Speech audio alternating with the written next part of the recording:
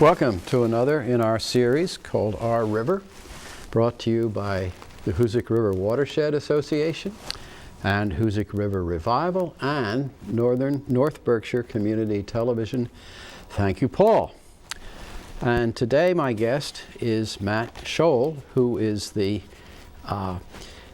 Program Director at Christodora.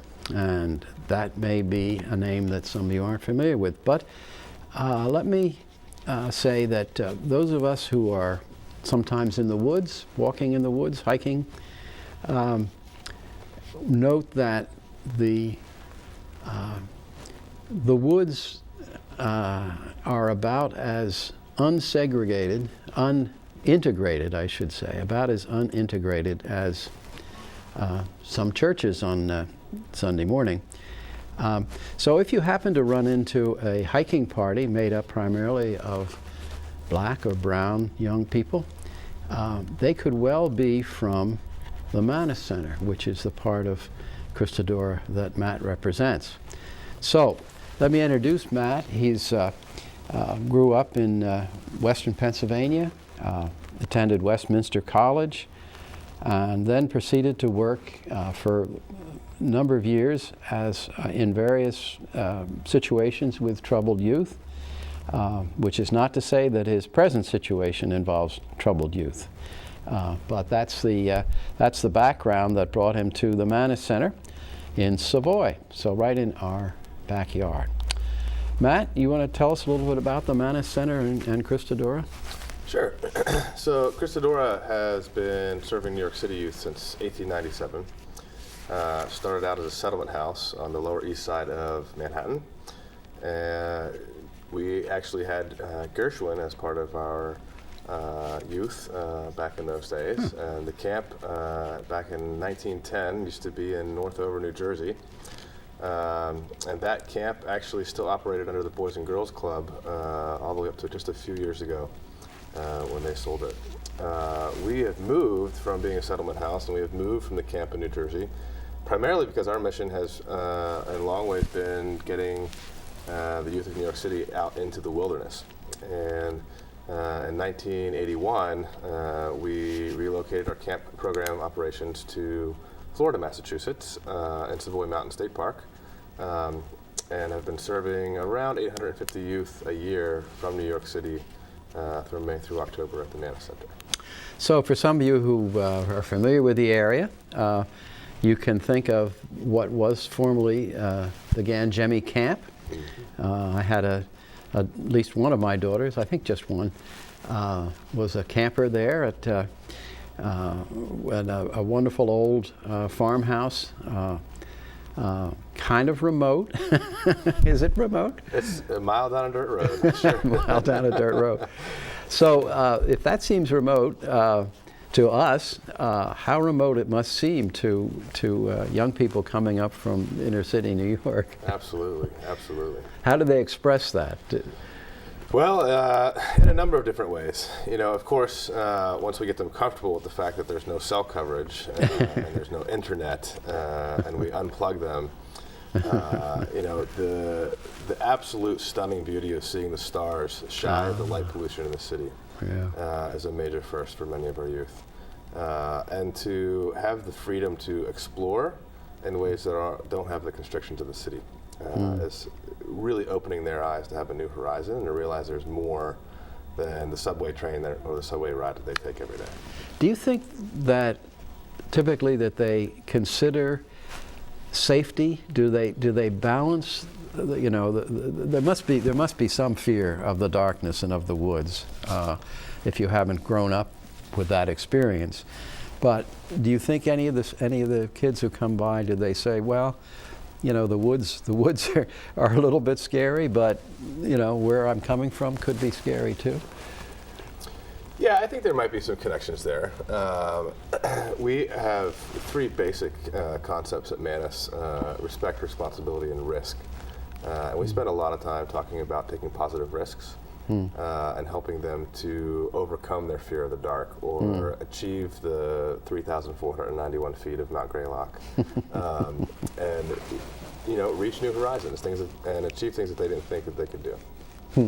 Well, so I guess we wanted to talk about, so there's an in-camp program, and there's also, we'll call it exploration program. Do you want to explain a little bit of both of those? Sure. So the Manus Education Center is the flagship programming for Christodora, and there are in-camp programs that happen in the spring and fall directly with our partner public schools. They are 3 days in length, and schools are coming up with around 36 to 40 youth for a really packed, really tight program that's been quite successful. It's about a 3-year waiting period to get into that program. Really? And then our summer program is much more expedition-based, as you mentioned. We're going on one overnight stays in Savoy Mountain State Park to as far as 7 night stays out on the Long Trail in Vermont. And so depending on the age range of the youth and the progression of the program, depends on how long they're going to be out there. And the expeditions include hiking, but also boating, canoeing? Also overnight canoeing. Canoeing, right. Yeah. We're canoeing on Bog Pond. We're canoeing on Somerset Lake, some of you may know. And we're also canoeing in the Battenkill River and the Deerfield, Connecticut rivers as well. So the kinds of experiences are coming up to the Manus Center in the sort of the shoulders, the spring and the fall, and then in the summer there's more of a tripping aspect to it. Right. But the curriculum is the kinds of character and personal resource building that you were talking about, but also environmental education? It is ecologically based environmental education, as well as leadership training and development. But taking it back just a little bit, we're also directly in the classrooms in New York City. Yeah. And so that's really where we often have our first introduction to those youth, who then come with their class to the field trip here at the center to bring what we learned in the classroom alive in the field. So most of the students who've been with you, who are coming in the summer, have been there in the class as a classroom. A large number of them, yes. Yeah. And some of them might be new. So we have a progression of programs from 6th through 12th grade, and our 6th and 7th grade program is primarily filled with kids from our other programs. And that's a big design of ours, is to be able to keep those youth involved with Christodora for a number of years. In fact, about 50 to 70%, depends on the year and sort of the class coming through, stays with us for 4 to 5 years at a time before they graduate high school. And some of that time includes acting as becoming staff, going through the program? Absolutely. There's a wilderness trip assistant program and a bridge program, both designed to help our young adults be able to be young professionals in the outdoor industry and environmental education. And do you have any way of tracking how that works out for the kids when they're growing up? We do. We're working very hard to keep track of that. We have a number of different alumni communications and networks that we're consistently communicating with. There are just a couple of kids from my first generation of quote graduates from the Manus Center are currently now serving in the field. One a grad from Williams College, one graduating from Dartmouth, one graduating from Amherst, who's now doing graduate level research work at RPI in geology. And how long have you been at the Manus Center? I've been here since 2007, so this is my ninth program. Okay, so yeah, you're building up a bunch of alumni then. Yeah. And that have been associated with the center when you were there. Maybe you could just describe for us, for those who didn't have the pleasure of visiting the Gangemis when they had their camp there, maybe you could describe for us the facilities a little better. Sure. So we currently have about 150 acres, and it's all wooded, aside from perhaps 5 acres that are groomed. And it's this beautiful little sort of wooded dirt drive down to the camp, and we really want to maintain it that way. It's the second home that our youth say from the city always is prefaced with the memories of the bumpy road down to camp. Because they're coming up by bus, right? That's right. Was sort of a school bus or a van? It's a big yellow school bus. Big yellow school bus. Yeah. All the way from New York All City. the way from Manhattan. Oh, jeez. And we have several beaver pond networks, probably about 5 miles worth of hiking trails on campus. And it's just a beautiful natural area to really bring our youth into play. We have 8 tent facilities, a nice brand new shower facility. So they're sleeping on tent platforms under tents. Under large canvas-style cabin tents. Yeah. Yeah, on platforms. So it's like a traditional like army canvas cot tent. Yeah. And you said you had showers though, and so yeah. There are showers, yes. One of the major projects that I tried to get off the ground and did through Jack Miller Construction. Solar was right. Solar heated. Solar heated. Yeah. And lots of water conservation technology in place. Bringing the urban youth out to the country has enough of barriers to get them to be comfortable. Right. Expecting them to camp and then not shower was something we wanted to remove. Not to mention the staff. Well, of course. So and there's the old farmhouse is used for. It's the main part of camp, yeah. We've got a dining hall or a multi-purpose room where all of our campers come through. We have a full-service kitchen. We have a wonderful library that used to be, I believe, the Ganjami's library, living room. And, it's just this wonderful 1840-something built farmhouse that is really the hub and the face of our operation here. And I know that there's a supply, equipment room that's added on to that. Absolutely. There is an old horse barn that has been redone and is now the equipment room that outfits all of our wilderness expeditions throughout the summer. All of our youth workers who are coming back to be professionals and learning how to become outdoor educators are staffing that facility each year as a stepway program. And that's, I would say probably as organized as the National Outdoor Leadership School equipment room, just on a much smaller scale. You mentioned trails, and that made me think of one other reason why some people might be a little bit familiar with the property. That at one time, Williams College had its cross-country ski trails starting at North Pond, and one went right through that property. Oh, nice. Yeah, but when it actually went on the roads, on some of those dirt roads for a little ways, and then through the property and came back out. So some if there's any skiers among our skiers dating back a little bit among our listeners, that might be something that they remember. So you've got a kind of an open field area with tents around it and with a shower, hot water facility, and the farmhouse itself, the equipment room. Oh, the pond. Of course, the pond. And it is our swimming pond. We describe to our youth and to our families that there's this pristine mountain pond. You don't say cold, frigid? We don't let them know that part. But the funny part is that they don't seem to mind the cold. Yeah. They're the sun's just so out. excited to be there. I think it's the youth that lets them not care about the cold. Does that mean that anybody who is going to sign up for the program needs to be able to swim, or do you take care of that? They do not need to be able to swim. Many of our youth actually don't know how to swim or haven't been in swimming programs. And Right. so we are offering some swimming lessons as much as we can, and also making sure that we do some water safety. So you would say, hey, if you're going to go out on a canoe trip, for example, on Somerset or Bog Pond or whatever, you need to swim across the pond or something like that.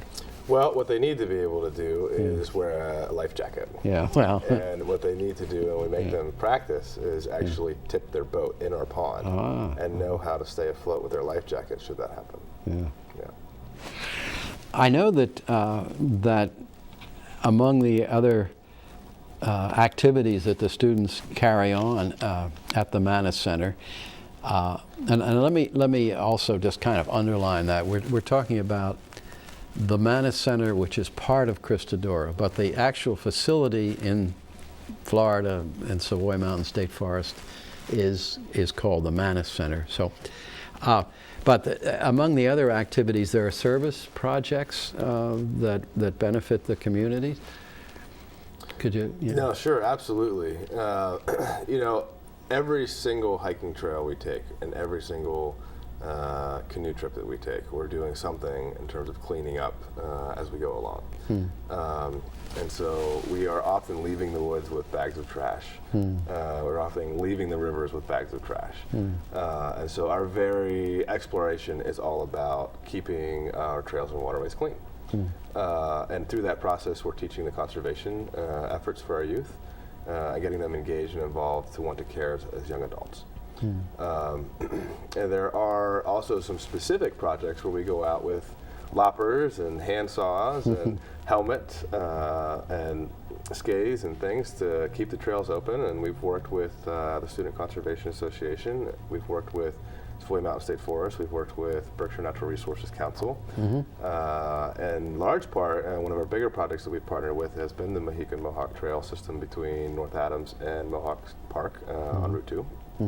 But we've also been out on the Long Trail doing some work up there as well, and continue to bring that conservation mind back to New York City.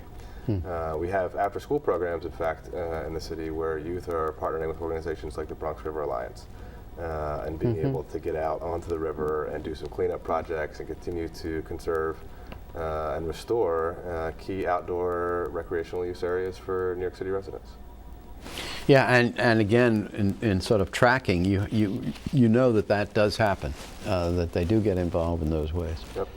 Yeah.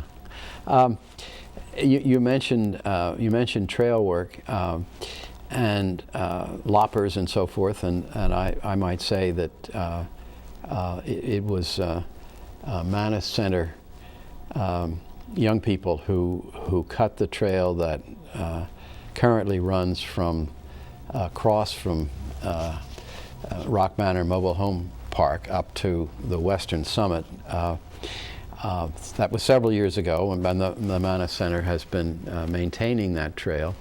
That's part of the Mohican Mohawk Trail.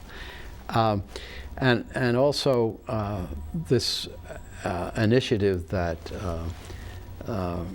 Paul Janiga and the SCA, which is part of AmeriCorps, but also locally based. The Massachusetts part of SCA is locally based in Hawley. Have been working, as Matt said, on a trail section running between trying to connect Mohawk Trail State Forest, which has a campground, and Savoy Mountain State Forest, which has a campground up in the woods there. Get it off the road, and that's been a project in which the Manus Center has been very, very helpful. And I think it helps you guys, right? I mean, you have that trail in your immediate vicinity. You can go long distances in any direction. It is in our backyard, and it has become an annual tradition for our Leadership Training Corps, which is a group of 12 youth who are specifically in a leadership training program, often led by our own AmeriCorps volunteers that are out there with them. Yeah. Could you tell us a little bit more about the experience of the inner city youth coming up to a remote? I mean, I think, no matter how you say it, it's a remote area, not primitive, but relatively uncivilized. I don't know if the experience that is there a kind of an immediate sense of withdrawal and concern? I'm talking about for the first time, that gradually they come to more of an appreciation. You talked about the stars up there in that sky without all the light pollution and so forth. But that may not be the first night's experience, or maybe it is. But I'd be interested to know your impressions of that. Sure. I think in large ways what this is doing it's stripping away a lot of the defensive behavior that is part of due course of living in a big city. And so we're taking them out of that environment, and you're putting them into a tent with 5 other girls or 5 other boys, with a young adult who is there to just care about them. And that is an ingredient to remove a lot of things that allows them to be a kid, allows them to remember what being a kid is like, and to create a new family. We often hear from our youth that this is a big part of their family, that they can't wait to come back, and that the clock just keeps ticking from the second they leave. So the first night in a tent it's not just the stars, it's also who are my friends, who are the people in this with me, and how are we going to do this together? And I think that allowing our youth to develop the bond with other human beings. Because they don't necessarily know the other they don't kids know in their them. They're tent. from kids from all over the 5 boroughs. They may have a couple kids that are friends in camp. And usually there are a core, as I said, of about 20 to 25 that come through back every year after their first year. But this could be the very first time they're meeting a lot of them. And for a lot of our youth, there's 3 regular meals. There are adults who are significantly invested in them in a positive way. And it's breaking down a lot of barriers. We have a lot of really motivated, very smart youth who are coming from challenging and often difficult home environments. And so it's Christodora's mission to give these youth that opportunity. And that's what we're carrying out. So what happens on the third day that it's rained, third day in a row, or when the mosquitoes or the black flies are being particularly obnoxious? How do you support them through that kind of thing? It's a great question. We absolutely have this motto at Manus: there's no bad weather. There's only bad attitudes or bad clothing. So we hand out bug nets for black flies or mosquitoes. We hand out bug spray. We put on long sleeve shirts if we need to, and long pants in the summertime if we need to. We hand out big yellow slickers. Yes, they all are hung on a row outside the dining hall. And we make, no matter what the weather is, we make it fun. And what they learn from that is that there is a way to live that can meet adversity of any kind. And that's transferable skill, presumably. Absolutely.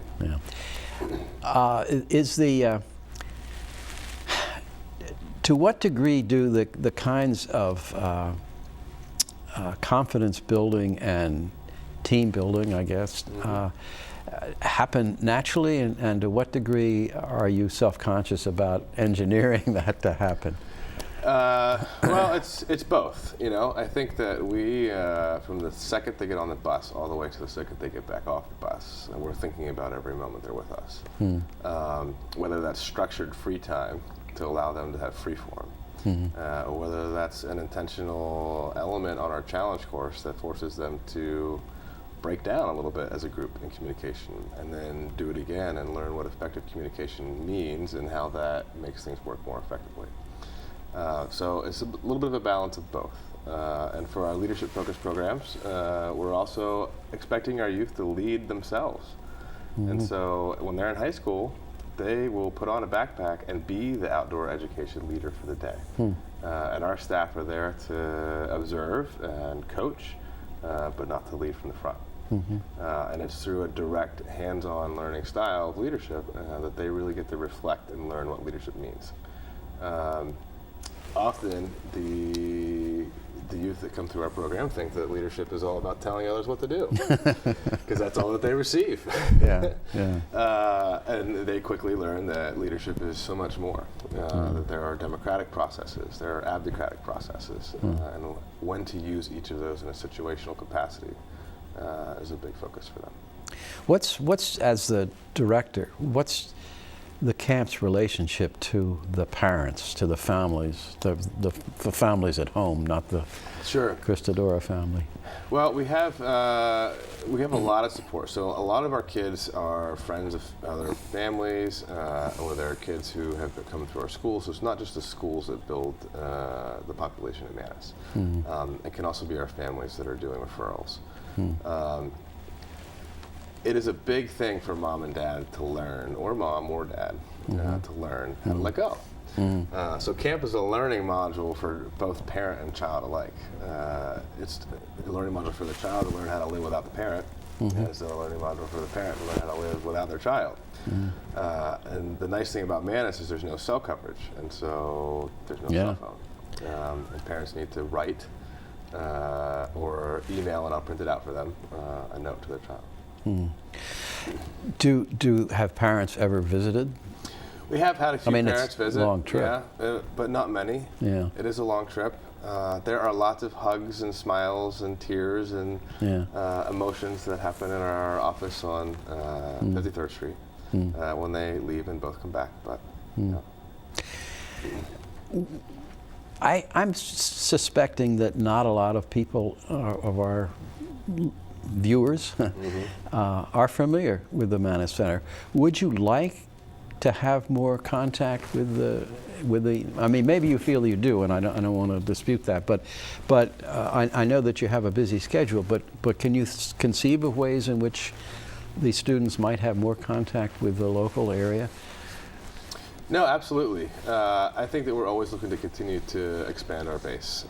We've worked with organizations like Project Native in partnerships. We've worked with other local communities. We've worked with the Williams Outing Club, and would love to continue to do things and also do some projects with Hoorah. Well, you mentioned, I get back to that, but you mentioned you do run a program for the Florida Elementary School. We do, absolutely. Yeah. So every fall we see every young youth out of the Gabriel Abbott Elementary School at Manus across 2 day trips. But there are other possibilities. I'm thinking of churches.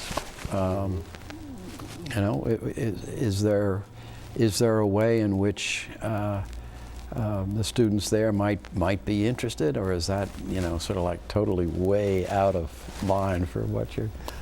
You know, it's not a way out of line, and in fact, we've worked together in the past, and we've had a few of our local youth involved in our programs, and I'm certainly open to a few youth in our programs again. Yeah. You know, the mission of Christodora is very much serving New York City, right? Right, sure. And I think it's a healthy thing, though, for the youth of 2 different environments to blend and learn from one another. And it just needs to be the right dose. Matt, thank you very much. It's been great talking to you again. Thanks for inviting me. Yeah.